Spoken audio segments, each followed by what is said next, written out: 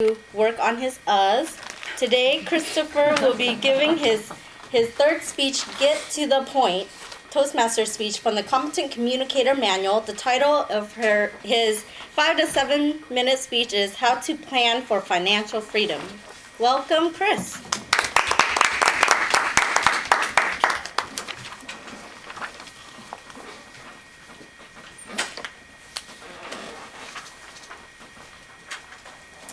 Madam Toastmaster, fellow Toastmasters, distinguished guests, how to plan for financial freedom. This is a kind of a personal topic. I know that not a lot of us like to talk about money, but I'm going to try and set all of that aside in my attempt to persuade you all to adopt better saving and investing habits. And the reason for that is because no matter how well we're doing with all of this, I think that there's always room for improvement. And so specifically, I'm hoping that by the end of my speech, we'll all be able to make better and more informed financial decisions. And so, without further ado, how do we get to a point of financial freedom? Well, it's important to note that all of this talk about financial freedom, it's all relative. Everyone has their own definition of it. And so, I'm going to be making a lot of assumptions, and I know that these terms are very personal, and so tailor it to your own individual situation as you're listening to this advice is how I would say going about listening to all of this. Okay, so how do we get to financial freedom? We all have our definitions of financial freedom. It's all in the back of our minds. I think the best way to do that is to have, first and foremost, realistic expectations. And then the second step is to create a realistic budget. And the third thing is to stick to this budget. Well, it's really important to have realistic expectations because if you don't, you're not going to end up getting there no matter, unless you get really lucky, you go to a casino, you win the jackpot, or you win the lottery or something, you're not going to get to what you have envisioned as financial freedom. So have a realistic expectation based off of your current career, or if you're changing career paths. Anyways, think about 10 years down the line, 20 years down the line, where you want to be. The next step is creating a budget, and this is where it takes a lot of discipline. And as much discipline as we all have, I think there's always room for improvement. So I think I'm going to be spending the most of my time in talking about the effects of creating a good budget, sticking to it, and how that'll affect your financial freedom prospects, if you will. Okay, so we all get paychecks. We're all gainfully employed by Northrop Grumman. That's step number one. This is good. We all have paychecks. The first thing we think about when we get our first paycheck is we want to save money, right? No. This is not true. This is, everyone sees their first paycheck and they go kind of crazy, and the last thing that they're thinking is, how do I save this money? I know with my first paycheck, I blew the entire thing on a TV. Yes, I did. But it's important to, once you get settled and once you've had a feel of this new paycheck and you know how much it's going to buy you, it's important to create a budget that fits your lifestyle. And your lifestyle should always be tied to however much you're making currently. You don't want to live past your means, right?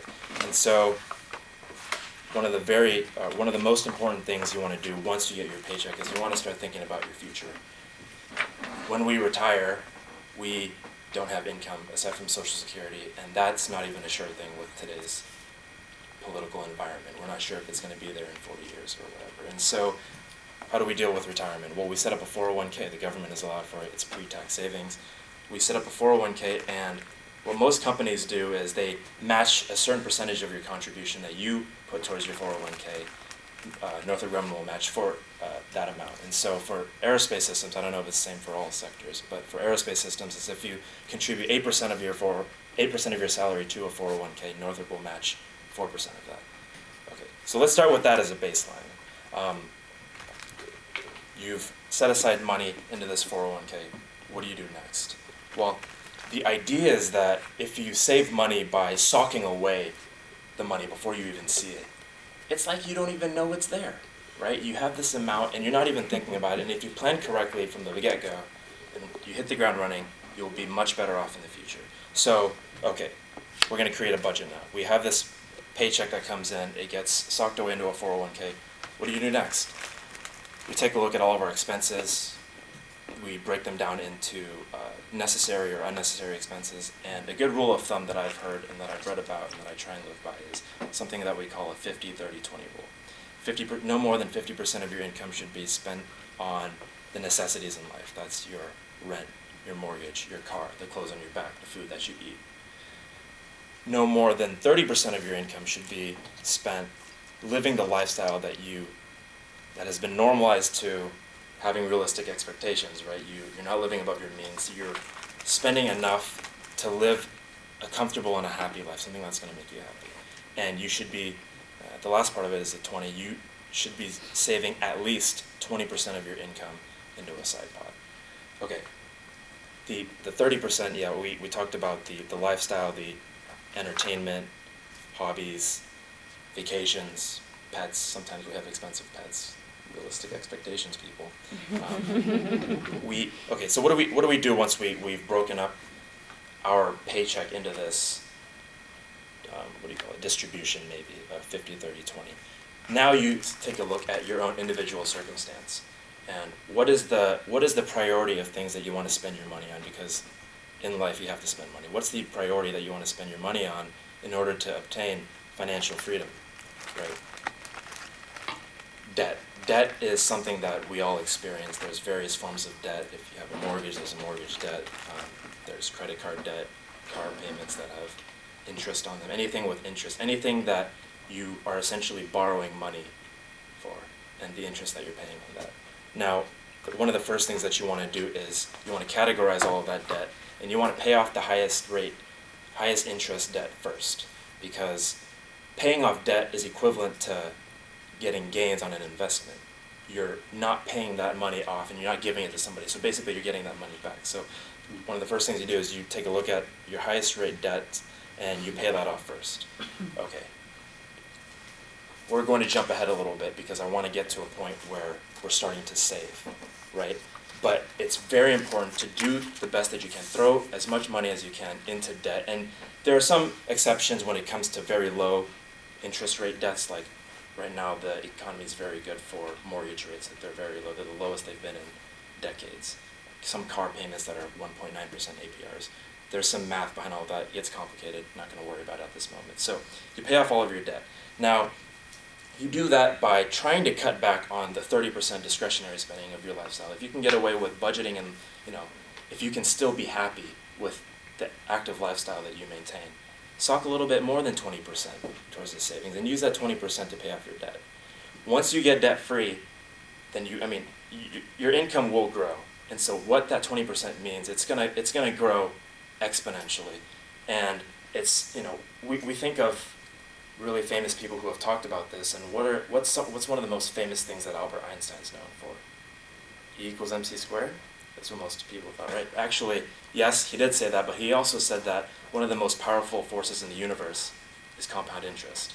And the longer you're saving for, compound interest will pay you'll be much better off the longer you wait when you factor in compound interest. So you start off with, we get to a point where we're debt-free, with the exception of some of the longer-term debts that are realistically hard to pay off in this area, like a mortgage in Los Angeles. They're very high. But, okay, so we pay off our debts. We're saving money. What do we do with this money? Now, it's very important to start saving as early as possible. A lot of the millennials aren't really thinking about this from the people that I've talked to. And it's important to get to a point and to realize that we don't have pensions these days. Pensions, they took away pensions maybe 5 years ago from Northrop Grumman. And so a lot of the new hires, the millennials that I've talked to, we have to plan for our future ourselves. And so that's a combination of the 401k savings and the 20% side pot. And so basically the amount that you're going to invest when you save has to do with your risk tolerance, which is purely dependent on your age, right? If you're closer to retirement, you want to be able to be less conservative in your investments. You want to be less in the stock market and more in terms of like money market funds, bonds, shorter term investments. And if you're younger, you can handle the risk and the ups and downs of the market by investing early.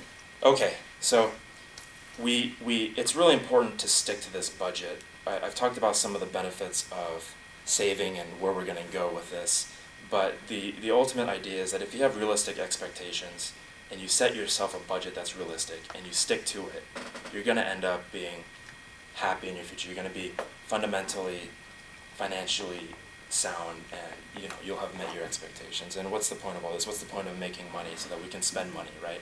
And if we remember from the speech that I gave a few weeks ago, what do we spend money on? We spend money on experiences, not things that will lead to prolonged happiness, as opposed to the immediate gratification of all of that. And so yeah, creating a budget, sticking to it, and having realistic expectations are the main point, and that's the main takeaway I hope that you all got from this. So that's my speech. Thank you.